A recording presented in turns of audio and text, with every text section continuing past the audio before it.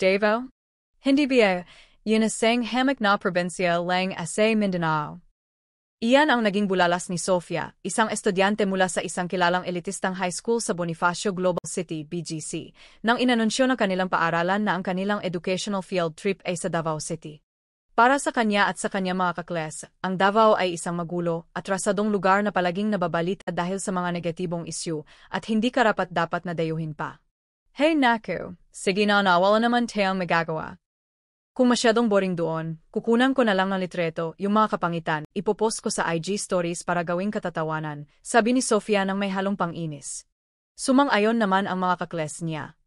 Narinig ko delikado raw doon. Siguradong marumi at maingay ang mga kalye doon, parang yung mga napapanood natin. Puno sila ng pagmamataas at pangungutya, handang gamitin ang biyaheng ito upang ipakita ang kaunlaran ng Metro Manila at tawanan ang pagkaprobinsyano ng Davao. Ang imahe nila ng Davao ay hango lamang sa mga balita at lumang mga palabas sa TV. Sigurado silang ang biyaheng ito ay magpapatunay lamang kung gaano sila kaangat sa Maynila. Makalipas ang ilang buwan, pilit na sumakay na eroplano sina Sofia at ang kanyang mga kakles patungong Davao. Wala silang kamalay-malay na ang biyaheng ito ay 180 degree na babago sa lahat ng kanilang mga paunang akala. Unang araw, ang sorpresa sa airport at kalinisan ng kalsada. Lumapag ang eroplano sa Francisco Bangoy International Airport. Tamad na lumabas ng eroplano sina Sofia, puno ng init. Sos, isang malit na airport lang yan, ano bang makikita diyan? Reklamo ng kaibigan niyang si Bea. Ngunit, pagtapak nila sa terminal, lahat sila ay natigilan.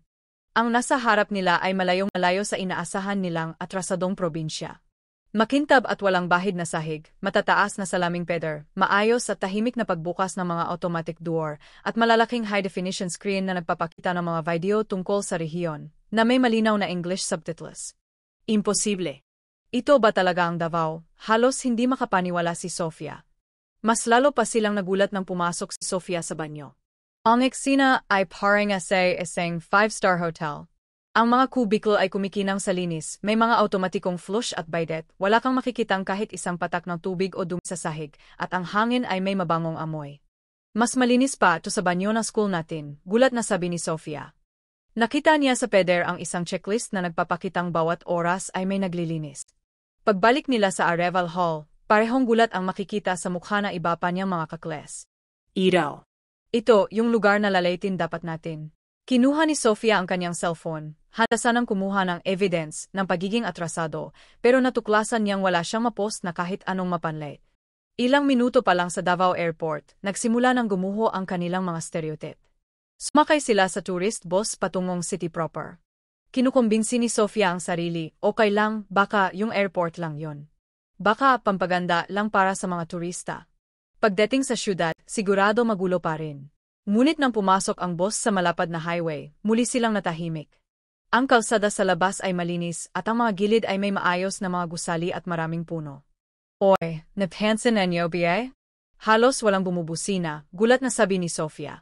Sa Maynila, ang ingay ng busina at sigawan ng mga tao ay pang-araw-araw, pero dito, tanging ang tahimik na daloy ng trapiko at mga taong sumusunod sa tawiran ang makikita. Pagpasok sa downtown, sumigaw si Bea, tingnan nyo. Walang kahit isang basura sa kalsada. Tiningnan mabuti ni Sofia, at totoo nga, sa kalsada man o sa sidewalk, wala kang makikitang kalat. Kahit may mga scene na bawal magtapon ng basura, bihira kang makakita ng pampublikong basurahan. Paano to? Hindi ba sila nagkakalat? Nakita ni Sofia ang isang lalaking nakaopisina na matapos suminga sa tissue, maingat niyang tiniklop ang ginamit na tissue, inilagay sa isang maliit na plastic bag, at ibinulsa sa kanyang briefcase. OMG! Dinala niya pawi yung basura niya, hindi makapaniwalang sabi ni Bea.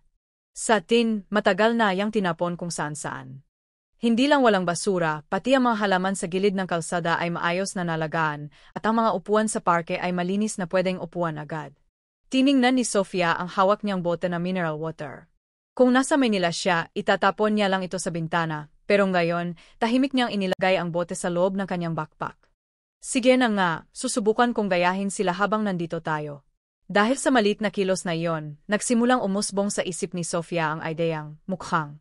Ang galing pala ng Davao. Ikalawang araw, ang sarap ng pagkain at pagtanggap. Pagkain sa probinsya? Hindi ba puro yan mga simpleng inihaw at kanin? Oras na hapunan, tinitingnan ni Sofia ang mga eleganteng nakahain na pagkain sa kanilang mesa, puno ng pagdududa. Sa harap nila ay isang malaking inihaw na panganang tuna, mabangong kinilaw na malasugi, isang malinamnam na sinigang na baka sa batuan, at isang makulay na durian cheesecake para sa dessert.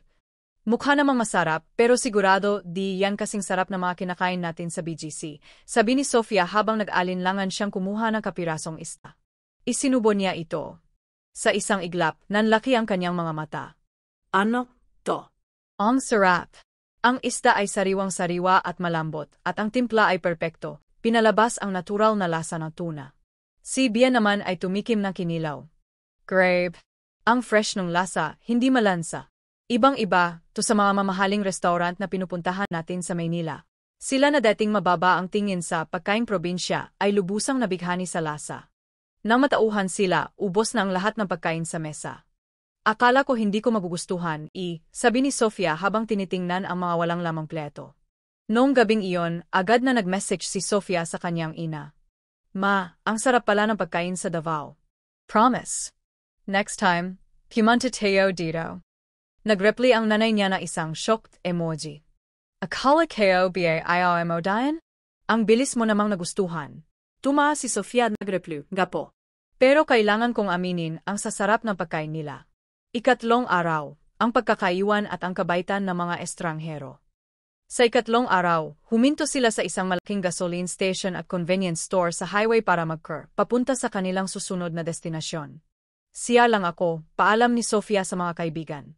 Ang banyo sa rest stop ay, tulad ng sa airport, napakalinis. Ngunit paglabas niya, wala na ang kanilang tourist bus. Ha? Nasaan na yung bus? Lumingalinga siya, pero puro ibang bus ang nakaparada. Hala, naiwan ako. Kinapa ni Sofia ang kanyang bulsa, at doon niya naalala na ang cellphone niya ay naiwan sa loob ng bus. Bigla siyang pinamutla at nataranta. Umupo siya sa isang bench, nanginginig at hindi alam ang gagawin. Maya-maya, isang matandang mag-asawa ang nakapansin sa kanya at lumapit. Hindi, okay Kaleng? May problema ba? Kailangan mo ng tulong, tanong na matandang lalaki sa magkahalong Bisaya at Tagalog. Para bang nakakita ng anghel si Sofia. Namumula ang kanyang mga mata, sinubukan niyang ipaliwanag ang sitwasyon niya sa Tagalog at English. Naku, delikado yan, sabi na mag-asawa, halatang nag-aalala. Alam mo ba kung saan ang susunod ninyong pupuntahan? Yumaling SI Sofia. Hindi niya alam ang pangalan ng hotel o ng bus company. Nakita na mag-asawa ang pagkadesperada ni Sofia, kaya ngumiti sila. Sige, wag kang mag-alala. Ihahatid ka na lang namin. Ha? Talaga po, gulat na gulat si Sofia. Hindi niya akalain na may gagawa nito para sa isang estranghero. UBA. Ayos lang yan, nakangiting sabi ng matandang babae. Sa loob ng kanilang sasakyan, sinubukan na mag-asawa na kausapin si Sofia, kinukwento ang mga tanawin sa Davao at ang kanilang karanasan noong bumisita sila sa Maynila. Kahit medyo nahihirapan silang mag-usap, anti-unting kumalma si Sofia. Bakit po ang bait niyo sa akin? Hindi napigilang itanong ni Sofia. Nagtaka ang mag-asawa sa tanong niya. Ang pagtulong sa kapwa na may kailangan, hindi ba dapat lang yan gawin? Ganyan kaming MGA Tagadevo, hindi. Matulungin kami. Natahimik si Sofia. Naalala niya kung gaano kababa ang tingin niya sa mga probinsyano bago siya pumunta doon. Nakaramdam siya na matinding hiya. Ang Davao pala ay lugar ng mga taong may ganitong kabuting loob. Matapos ang mga 30 minutong biyahe, natanaw na nila ang parking lot ng kanilang destinasyon at ang bus ng class ni Sofia. Sofia, saan ka galing? Sinalubong siya ni Bia na halatang nag-alala. Naiwan AKO. Pero tinulungan ako ni Manong at Manang, sabi ni Sofia, kumakaway sa mag-asawa sa sasakyan. Binigyan siya ng mag-asawa ng isang calling card. Tawag ka lang kung may problema ka ulit ha. Grabe, ang bike nila, sabi ni Bia. Sa Maynila, sigurado walang mapapasakay na estranghero ng ganyan kadali, baka mamaya modus pa. Tumengo SI Sofia. Naramdaman niya ng malalim ang kabaitan at pagtanggap ng mga tao sa lugar na iyon. Ang Davao ay hindi hamak na probinsya. Sa maraming bagay, mas maayos pa sila kaysa sa atin, bulong niya sa sarili. Ang ekspresyon sa mukha niya ay malayong-malayo na sa Sofia na ilang araw na nakalipas. Ika-4 na araw, ang disiplina sa sistema ng lungsod. Gayon, susubukan natin ang pampublikong transportasyon ng Davao, sabi ng kanilang guro. Nakaramdam ng kaunting kaba si Sofia. Public transport? Baka parang jeep lang sa EDSA, yan, siksikan at mabaho, bulong niya kay Bia. Yung sa atin sigurado mas high-tech pa rin. Ngunit nang makarating sila sa isang modernong bus stop, muli silang namangha. Maraming tao sa terminal, pero lahat ay tahimik. Walang nagunahan o nagsisigawan. Lahat ay maayos na nakapila sa tamang linya. Tumingin si Sofia sa digital board na nagsasabing darating ang bus sa loob ng ilang minuto. Talaga bang susunod yan sa oras? Nagdududa pa rin siya. Ilang sandali pa, isang malinis at modernong bus na may aircon at automated fare system ang dumating ng tahimik eksakto sa nakasad na oras. Wow, on time talaga. Belong and I, Sofia. Pumasak sila. Malinis ang loob at ang mga upuan ay maayos. Habang umaandar ang bus, may napansin pa si Sofia. Tingnan nyo, yung mga sasakyan ang babagal magpatakbo, sabi niya. Ipinaliwanag ng tour guide nila na may istriktong speed limit sa buong Davao City. Pati kami, sabi ng bus driver, sinusunod namin yan. Bawal din kaming magbaba o magsakay kung saan-saan. Doon lang sa tamang bus stop. Walang para o bayad na sigawan, gulat na tanong ni Bia.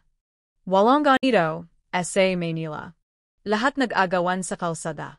Napachalala, SI Sofia. Ito ang disiplina. Naunawaan niya ngayon kung bakit napakakaiba ng pakiramdam sa lungsod. Hindi ito tungkol sa pagkakaroon ng pinakamataas na gusali, kundi sa pagkakaroon ng sistema at ng mga taong sumusunod dito. Akala ko laging mas mabilis ang development sa Maynila, pero itong klaseng disiplina at pagbibigay halaga sa sistema. Baka ito yung kailangan nating matutunan. Ang pag-uwi at ang bagong simula. Huling araw ng biyahe. Nasa lobby ng hotel si Sofia, nag-ayos ng gamit, pero mabigat ang kanyang dibdib. Ilang araw lang ang nakalipas, gustong-gusto na niyang umuwi. Gayon, gusto pa sana niyang magtagal.